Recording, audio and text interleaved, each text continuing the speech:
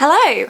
Time for another book haul, and this one is a birthday book haul. It was my birthday on the 5th of March, which at the time of filming was actually yesterday, and shockingly enough, I received a few books for my birthday, and by a few, I mean quite a lot of books. So I'm going to show you all of the books that I got. I'm going to be talking about the other few bits and pieces that I got for my birthday in a vlog that will hopefully be coming to you on Tuesday. So keep an eye out for that, because I also do some bookshelf rearranging of my own and for my mum in that video. So that's all in your future, and my future too at this point, but for now let's get into these books. So the first I have is a box set of Ayn Rand's books, which are The Fountainhead and Atlas Shrugged, and this is the 50th anniversary edition of these books, which I had no idea that these books were that old. I actually had The Fountainhead on my radar and was one that was on my Amazon wish list, and Lee picked me up her other book, Atlas Shrugged, as well, which I don't know anything about, so I am going to read you the synopsis for both of these. Atlas Shrugged says, "Who moves the world? Who is John Galt? When he says that he will stop the motor of the world, he is a destroyer or a liberator. Why does he have to fight his battles, not against his enemies, but against those who need him most? Why does he fight his hardest battle against the woman he loves? You will know the answer to these questions when you discover the reason behind the baffling events that play havoc with the lives of the amazing men and women in this book. You will discover why a productive genius becomes a worthless playboy, why a great steel industrialist is working for his own destruction, why a composer gives up his career on the night of his triumph, why a beautiful woman who runs a transcontinental railroad falls in love with the man she has sworn to kill." Atlas Shrugged, a modern classic and a perennial Ayn Rand bestseller, offers the reader the spectacle of human greatness depicted with all the poetry and power of one of the 20th century's leading artists. So I honestly have no idea what genre this is. It says on the back as well, "Tremendous in scope, breathtaking in its suspense, Atlas Shrugged is unlike any other book you have ever read. It is a mystery story not about the murder of a man's body, but about the murder and rebirth of a man's spirit." So, I mean, this sounds like adult general fiction, but honestly I have no idea. I'm pretty sure The Fountainhead is fantasy though. So on the inside there isn't really a synopsis in this one, which is helpful. The Fountainhead, Ayn Rand's controversial novel, tells the story of the desperate battle waged by architect Howard Rourke, whose integrity was as unyielding as granite, of Dominique Franken, the exquisitely beautiful woman who loved Rourke passionately, but married his worst enemy, of the fanatic denunciation unleashed by an enraged society against a great creator. Its theme is one of the most challenging ideas ever presented in a work of fiction, that man's ego is the fountainhead of human progress. So maybe this is general fiction too. I thought it was fantasy, I don't know why. But anyway, they both sound interesting. They're on my to be read pile, and I'm trying to read more broadly, so the fact that they're not science fiction or fantasy is absolutely fine. Another book that is neither science fiction or fantasy, although I suppose technically this is a subgenre of fantasy, is a dystopian novel called The Swan Book by Alexis Wright, and I picked this one up, or put this one on my wish list, because of a video that Henry from the channel Henry the Writer did recently, trying to shine a light on native Australian authors and stories. So I will read you the synopsis from the back of this one as well. In a dystopian Australia, with Aboriginals still living under the intervention in the north of the country, in an environment fundamentally altered by climate change, The Swan Book tells the story of a mute young woman, Oblivia. From her brutal gang rape to living in a hulk in a swamp filled with rusting boats and thousands of black swans, to her marriage to Warren Finch, the first Aboriginal president of Australia, and her elevation to First Lady, confined to a tower in a flooded and lawless southern city, Oblivia's story is a truly extraordinary one, offering an intimate awareness of the realities facing Aboriginal people. The Swan Book throbs with energy and humour as Oblivia is forced to find hope in the bleakest situations. Wright expertly maps the story of one one woman's quest to belong against the backdrop of a country in turmoil, a journey overseen by the guiding presence of swans. So it sounds pretty bleak, but then it is dystopian, so, you know, that's not entirely unexpected, is it? I'm just going to see if there's an author bio in here, because I can't remember if this was a book written by a native Australian or just about native Australians. Yes, I think so. It says, Alexis Wright is a member of the Wanyee Nation of the Southern Highlands of the Gulf of Carpentaria, Australia. So I'm guessing that she is a native Australian. Is that the right terminology? I'm really sorry if it's not. Please also go and watch that video that Henry did, because it was really, really interesting, and I will link it for you. It was absolutely fascinating to hear him talk about lots of native Australians, I hope that's the right term, writing books about that experience, and I've never had any specific recommendations on that subject, and I found that video really, really interesting, so I highly recommend it. Like I said, it will be linked down below for you. Please go and check it out, if for no other reason than Henry is just lovely. Then we have a book by one of my favourite authors of all time, Maria V. Schneider, and this is Touch of Power, which is the first book in her Avery of Kazan series, and this is a young adult, I believe, fantasy story. They destroyed her world, but she's their only hope. Avery's power to heal the sick should earn her respect in the plague-torn land of Kazan. Instead, she is feared. Her kind are blamed for the horrifying disease that has taken hold of the nation. When Avery uses her forbidden magic to save a dying child, she faces the guillotine, until a dark, mysterious man rescues her from her prison cell. Maria V. Schneider loves to give me a story with a protagonist who's a strong female character locked in prison and is released. And it's one of my favourite tropes ever. I love it. Thank you, Maria. Thank you. The very prince who first unleashed the plague on Kazan. Saving the prince is certain to kill Avery, yet she already faces a violent death. Now she must choose. Use her healing touch to show the ultimate mercy, or die a martyr to a lost cause. I can't wait to read this. It sounds amazing. I love Maria V. Schneider's writing style, and yeah. Then we have Save the Date by Morgan Madsen, which is a young adult romance contemporary book which follows Charlie, who is helping her sister prepare for her wedding, but everything that could possibly go wrong does go wrong. It's meant to be a comedy of errors, but it's also meant to be very, very fun, and it's a romance, so I'm guessing it will be at least mildly cute as well. And I've been reading a lot of heavy stuff the last couple of months, so I feel like I need a few light contemporary romances to throw into the mix, and it is my goal to incorporate more of those this year anyway, so on the list this one goes. Then we have another young adult fantasy entry, and this one is An Enchantment of Ravens by Margaret Rogerson. Now, I've read Margaret Rogerson's other book, A Sorcery of Thorns, and I didn't love it, but supposedly this one is quite different, and it's a nice floppy, reasonably short book, so I thought that I would give it a go because I did like Margaret's writing style. It was just the story didn't grab me so much because I didn't feel particularly connected to the characters, and that doesn't mean that I won't feel connected to the characters.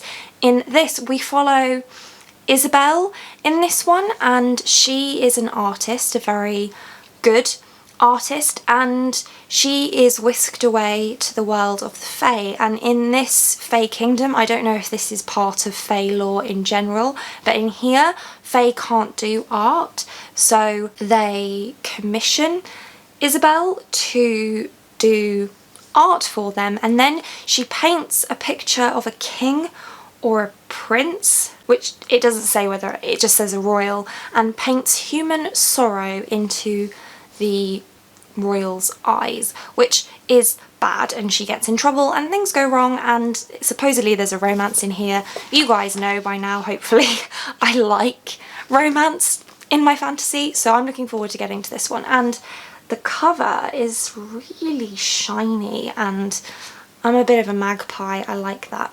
Then I got this cloth-bound classic edition of Wide Sargasso Sea by Jean Rhys from my friend Jess. The books up to now have all been from my partner Lee, and there are more from him as well, but I just want to brief interlude with this one. This was written actually in 1966, I believe, but it's actually a prequel to Jane Eyre, which, if you don't know, is my favourite classic. I appreciate that it's problematic, but it is still my favourite classic. I really enjoy Charlotte Bronte's writing, and it's the easiest classic I've ever found to read, so I really enjoy it for that reason, and I have read it several times. But I actually didn't know that this prequel even existed until my friend Jess spoke to me about it, and so she bought me a copy for my birthday. And essentially what this does is this follows Mr. Rochester's wife, the one that is crazy and being hidden in the attic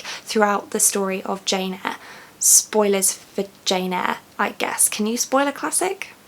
I don't know. That's what this story follows. And I do want to just read you the first line because I think it's really interesting.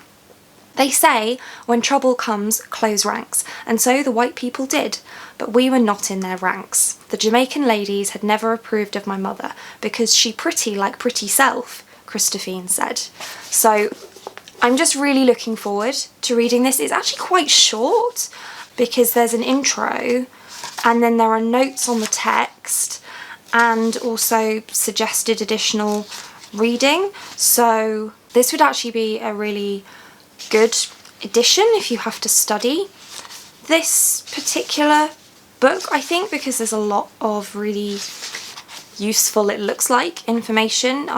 Both at the beginning and the end of this edition. This is the Penguin Clothbound Classics edition, in case you're interested, and there are 124 pages, but bear in mind we only start on page 5. So actually this is a short story, or a novella, which I didn't realise, and I'm actually really looking forward to reading this because Mr. Rochester's wife is very much shrouded in mystery, and I'm very interested to see what Jean Rhys's take on her character and her story is. Next up we have The Black Coats by Colleen Oakes, which is a book that I put on my TBR after a promotional leaflet was included in one of my Fairy Loot boxes, which isn't something I do a whole heck of a lot, and honestly I can't remember why, so let's find out. Roses are red. For years the deeply secretive Blackcoats have been exacting vengeance on men who hurt girls and women.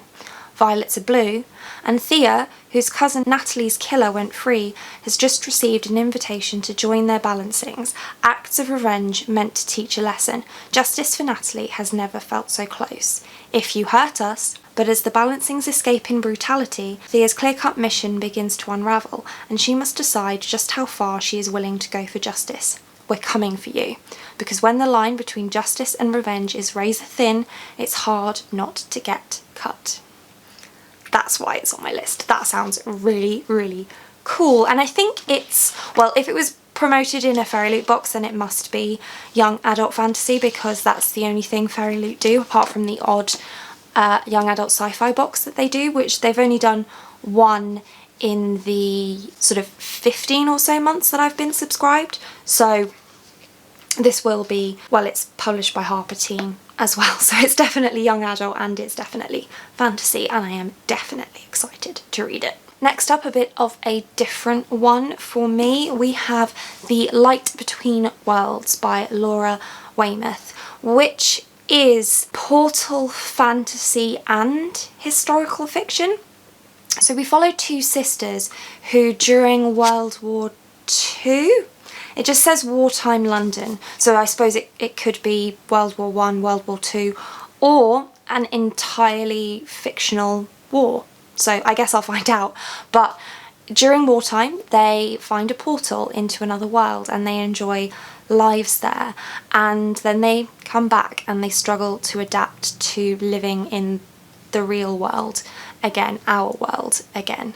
And So this kind of feels a little bit like a mix between historical fiction, the Wayward Children series by Seanan Maguire, which I've read the first 3 books of, and the Chronicles of Narnia, which I've never read, but I have seen the various adaptations of The Lion, the Witch and the Wardrobe for. So this is a really, really different kind of book for me. I tend not to like wartime based historical fiction, but this is portal fantasy as well, which is something that I do enjoy. So it's something that I wanted to give a go. And this one is a paperback with French flaps, which you don't tend to see very often. Okay, look, on the inside there's a Spitfire with, is that a Spitfire? It's got a Nazi symbol on it. Did they use Spitfires too? Don't know anything about planes. It's definitely World War II, is my point. And then the final book that I got from Lee was one that wasn't from my TBR list, but one that he actually picked out for me himself. And it's actually a translated work, which is great because I do want to read more of those. And it's called The Travelling Cat Chronicles by Hiro Arikawa, and it was translated by Philip Gabriel.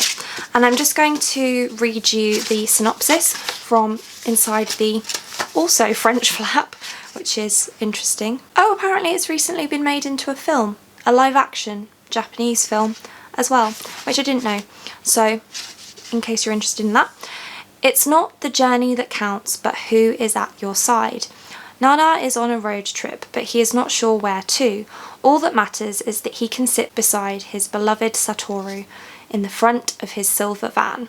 Satoru is keen to visit 3 old friends from his youth, though Nana doesn't know why, and Satoru won't say. Set against the backdrop of Japan's changing seasons and narrated with a rare gentleness and striking humour, Nana's story explores the wonder and thrill of life's unexpected detours. It is about friendship, solitude, and knowing when to give and when to take. Above all, it shows how acts of love, both great and small, can transform our lives. So this sounds like it's contemporary, but it's going to be potentially quite sad.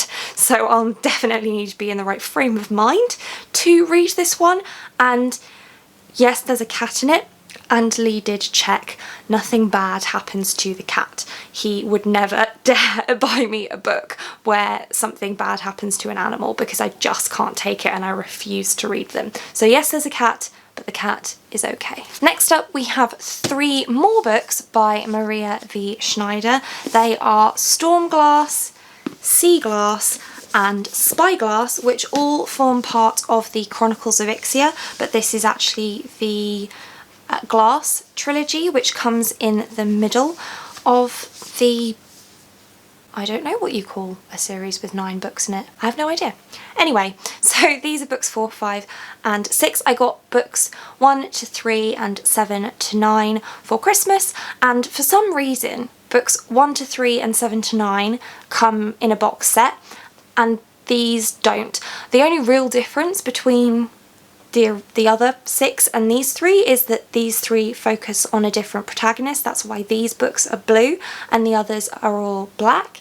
But why they're not all in one box set together, I have absolutely no idea. So my mum and dad kindly picked up these 3 for me for my birthday to finish off my Chronicles of Ixia collection, which I'm sort of somewhat rereading and really glad about it because I absolutely love this series. Then we have the illustrated edition of Harry Potter and the Goblet of Fire, which is incredibly heavy, but I'm very, very excited to have this one. This rounds out my illustrated edition collection, at least for the ones that are out so far, and I really would like later on in the year to reread the series using these illustrated editions. I'm probably not going to get to that for quite a while because there are so many other series that I kind of want to finish or reread this year, so I will probably wait until we start to get back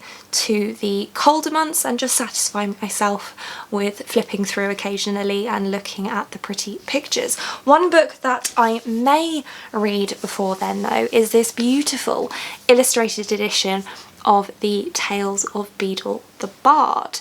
Now, the Goblet of Fire and the Philosopher's Stone and the Chamber of Secrets and the Prisoner of Azkaban, those three I got for Christmas. They're all illustrated by Jim Kay. This one is actually illustrated by Chris Riddle, so it has a very different art style, as you can see from the cover, and I just absolutely love the art style in this. I actually bought this as a Christmas gift for my friend Jess, who I mentioned earlier, a couple of Christmases ago. It definitely wasn't this year. I think it might have been last year or possibly even the year before that. But I bought it for her and was hugely jealous because I think that the artwork is just stunning. So I asked if I could please have it for my birthday, and here it is. And I will probably read this a lot sooner, like I mentioned. In fact, I might save this for April because I know that G will be running the Owls readathon again in April this year, and I will try to find a space for this on my Owls TBR, probably. So that's the plan with this one. And that's it. Those are the books that I received for my birthday. I say that's it like this wasn't absolutely loads of books. In fact, let me count them. There are 15 books here, and I just realised I actually forgot one. Bear with me. Okay, and the actual last book that I received for my birthday, which brings us up to a total of 16, which in fairness is only actually 2 more books than I read in an average month anyway, is With the Fire on High by Elizabeth Acevedo, which is my current read, which is why it wasn't here. It was on the sofa because I'd been reading it.